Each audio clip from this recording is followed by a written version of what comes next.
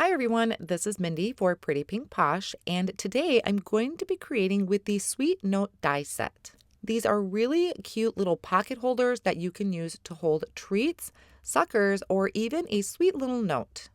So this die set has two dies in it. There is your main long piece to create the actual holder, and then there's an additional square that you can use to decorate it.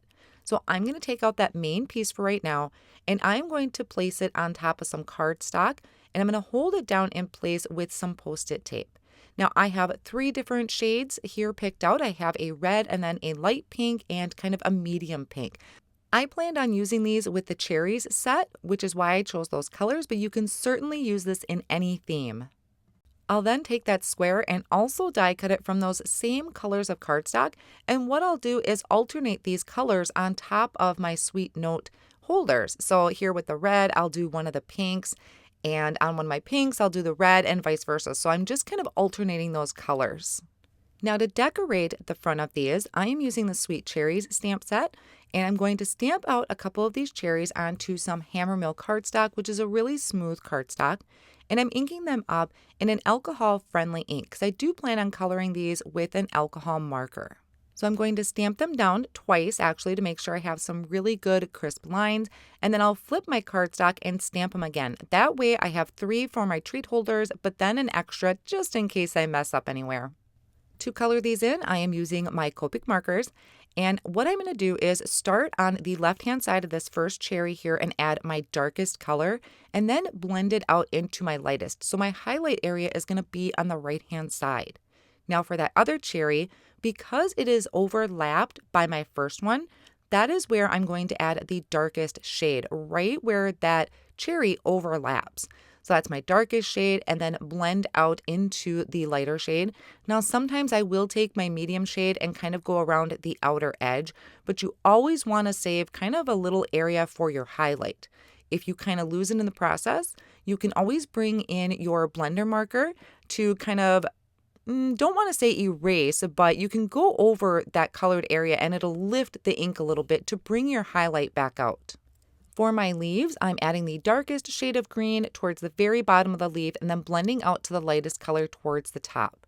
I'll use the coordinating die to line up the images, hold that down with my Post-it tape, and die cut them out. My sentiment is going to come from this Potted Roses stamp set. I really liked that word sending.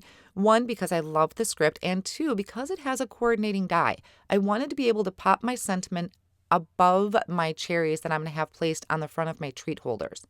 So I'm stamping a few of these out onto white cardstock using my black ink and just kind of fitting it anywhere I can find on my scrap piece of cardstock here. Then while I have my Misti tool out and I'm working on stamping, I'm also going to stamp this sentiment that says hugs and kisses. And for this, I'm using scrap pieces of cardstock of all three of those colors that I'm using for my treat holders. And I'm going to stamp this sentiment in Versamark ink. So I'm just gently stamping that down. I did do it twice, make sure I have a good impression because it's kind of hard to see it on the cardstock. I'm also making sure to prep each cardstock with an anti-static powder tool. So I did all of my stamping here first on each of those three pieces of cardstock. And then I'll take them and hold it over some scratch piece of paper and sprinkle on some gold embossing powder. Because Versamark stays sticky for a little while, it stays wet for a little while longer, I'm able to do all three of those at once and then just come in and add that embossing powder all at once.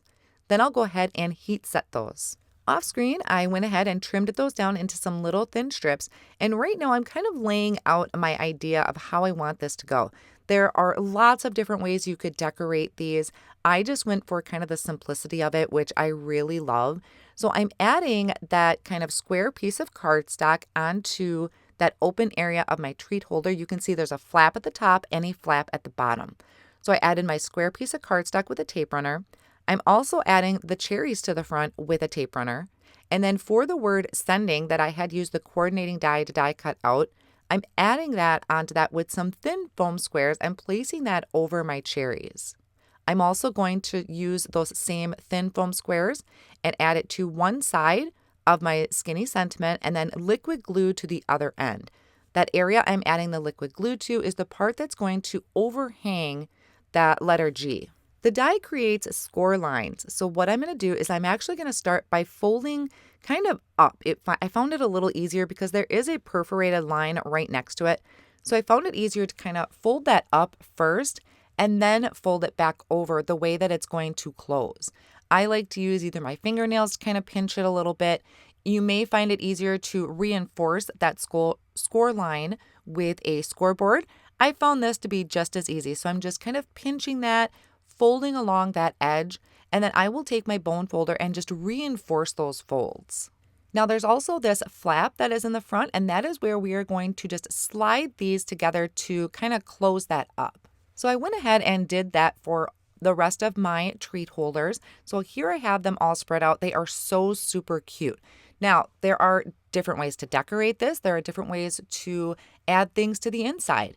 I am using these Reese's thin cups and I folded the bottom up and I added some tape runner to the inside to kind of secure that in place. Now, my Reese's are a little bulky. If I were to be ready to send these off or send these to school, I would probably seal these with either my tape runner or a glue dot.